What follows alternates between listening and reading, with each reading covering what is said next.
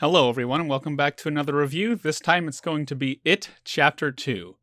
It Chapter 2 stars Jessica Chastain, James McAvoy, Bill Hader, Isaiah Mustafa, Jay Ryan, and James Ranson as the Losers Club, as well as the younger versions of the Losers Club that we saw in the previous film, and who can forget Bill Skarsgård as Pennywise the Clown. The film takes place 27 years after the first installment, and the Losers Club are back in Derry to try and defeat Pennywise once and for all. They have all lost their memories except for Michael because he has stayed back in town. It is stated in the film, the further you move away, the harder it is to remember things. So the first act is basically Michael calling up everybody. He recognizes that Pennywise has returned, and he tasks himself with calling everyone of the Losers Club back to Derry so that they can take down Pennywise. Michael calls up all of his old friends, and they all reconvene, and they slowly gather their memories back, and they realize that maybe coming back to Derry wasn't such a great idea. But they all made a promise that if Pennywise ever came back, that they would do their hardest to make sure that he was taken care of once and for all. So I really enjoyed this movie, guys. I was excited for it. I was really looking forward to it. The first installment was a bit of a surprise to me. Whenever it came out, I was looking forward to it, but I never read the book, and I never saw the TV movie with Tim Curry. So I didn't know what to expect with the first one, and it came as a big surprise to me. I really enjoyed that film. It was one of my favorite films of that year. So I was really excited for this one, and I gotta say, it really holds up to the first one. I think I like it just as much, if not slightly better, than the original one. Like I said earlier, the first act is basically all of the Losers Club coming back to Derry and kind of regaining their memories, reconvening, having a nice time with each other before remembering why it is that they were all called back. And I gotta say that all of the older actors, all of the actors' chemistry in this movie is fantastic. They are just as good as how the original Losers Club was back in the first installment, and their chemistry is just amazing. It feels like they have actually been friends for an extremely long time. All of them get along great. They bounce off of each other fantastically. But after they start getting their memories back, they kind of realize maybe coming back here wasn't a good idea. So a lot of them make a choice. They say that they're going to leave, and they try and leave. But Michael, who has been living there for the past 27 years, knows that this is such a huge problem. He is pleading with them, please stay. So that was the majority of the first act. And I gotta say, Isaiah Mustafa, he is incredible in this movie. Everybody is amazing in this movie, but he was one great standout to me. I wasn't expecting it. Nobody would think that the Old Spice guy would really be able to deliver some of these lines, but especially in the first and the third act, I think he had an incredible performance. It was just extremely believable and definitely one of the best performances in this. But I think that the best performance has got to be given to Bill Hader. He is just incredible in this film. He brings a lot of levity to the movie, which is important, but his emotional moments really also hit hard. I like Bill Hader a lot, but for some reason I just wasn't expecting this great huge range of a performance for him. I really felt for it, and he was definitely my best performance in this movie by far. But I can't look down on anybody else. James McAvoy is incredible as always, and Jessica Chastain filled the shoes of Wyatt Olaf perfectly. It was really just great. Oh, and I'm forgetting Pennywise. How could you possibly forget Bill Skarsgård's performance in this? He's shown it in the first movie how just absolutely devilish and creepy he can be, but in this one I think it's taken to a whole new level. I think he really got to get in with his feelings with it, kind of mess with it a little bit. He was really disturbing at some points. But of course they all resolve themselves and decide that they did make a promise. They made a pledge to each other that they would try and take down Pennywise if he ever resurfaced. So they decide that they are going to take the full steps in order to take him down. So most of the plot is kind of driven by Michael. He was researching Pennywise for the entire 27 years that he was waiting for his return. So he has a lot of the lore and knowledge behind the essence, the creature that is Pennywise, and how to defeat him. So he basically tells everybody what they need to do, which kind of is the whole driving force of the second act. So basically, what is explained is that they need to confront their fears of the past by themselves. And find a token of their past so that they can inevitably destroy the past as well as their present and future to get rid of Pennywise. So that is where the majority of the kind of scares are in the film.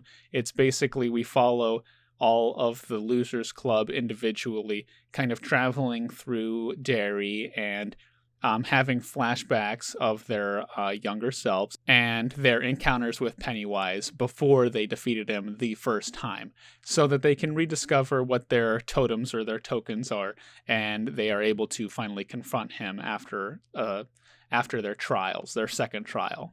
Speaking of the flashbacks and the actors of the younger kids from the first installment, you can tell a little bit that they used like a de-aging effect on some of the kids, and I think maybe their voices as well, because it was 2 years ago. So I'm not certain if they shot it all at one time.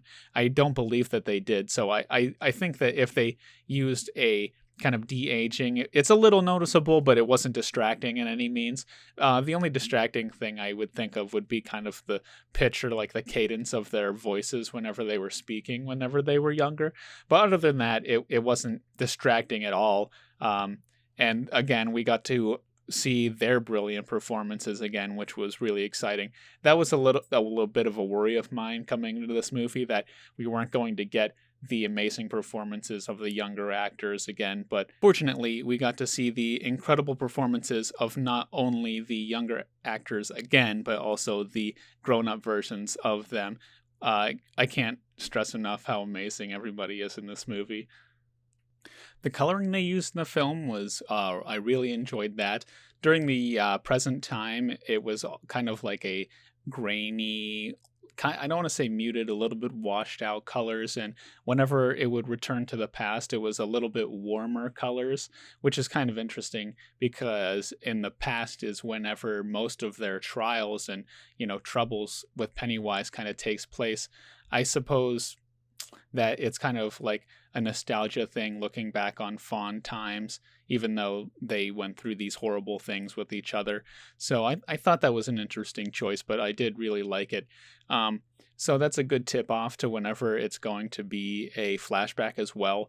Near the beginning of the film, there was one flashback. I believe it was the first one, actually.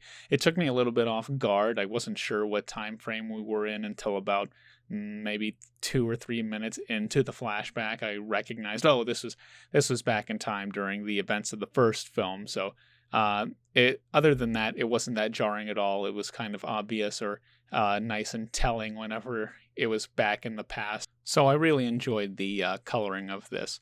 And the set design, as always, was incredible. We saw it in the first film. A lot of the same sets are reused in this one. A lot of the same set pieces, the house, obviously, the well that they had gone into in the first film to defeat Pennywise the first time. All incredible. They look just as good as they did in the first film. But yeah, so basically all of the scares are them remembering their encounters with Pennywise whenever they were younger. A lot of tension in this movie. It was really tense at some moments. A little predictable at times as well, kind of a trope. I hate to say this, but I think that they had some jump scares in it too, and I just absolutely hate jump scares. And I can't remember if the first installment had any jump scares. It probably did. I hadn't seen it since its release, but I just was a little disappointed. I thought that this was a film that would be able to show scares without having any jump scares, but it was few and far between, so I'll give it a pass in that. It's just unfortunately you can just see them coming, and I just dread it. I dread it terribly. But all of the effects of the incarnations or iterations, I guess, of Pennywise were pretty good for the most part. He's an omniscient kind of mystery being that can just kind of transmutate and manipulate all the things around yourself. So we saw that in the first film, and we get a lot more of that in this one. Again, most of the scares or the tense moments are flashbacks of the kids, but I enjoyed all of them a lot. We also get to see all of the characters kind of work through their own kind of blockade, their inner trauma that we had seen established in the first film. As adults, as returning to this town, they kind of work through their trauma and break past their boundaries that they might have had been set for them whenever they were younger. So it's nice to see all of the characters progress in that way as well near the end of the film.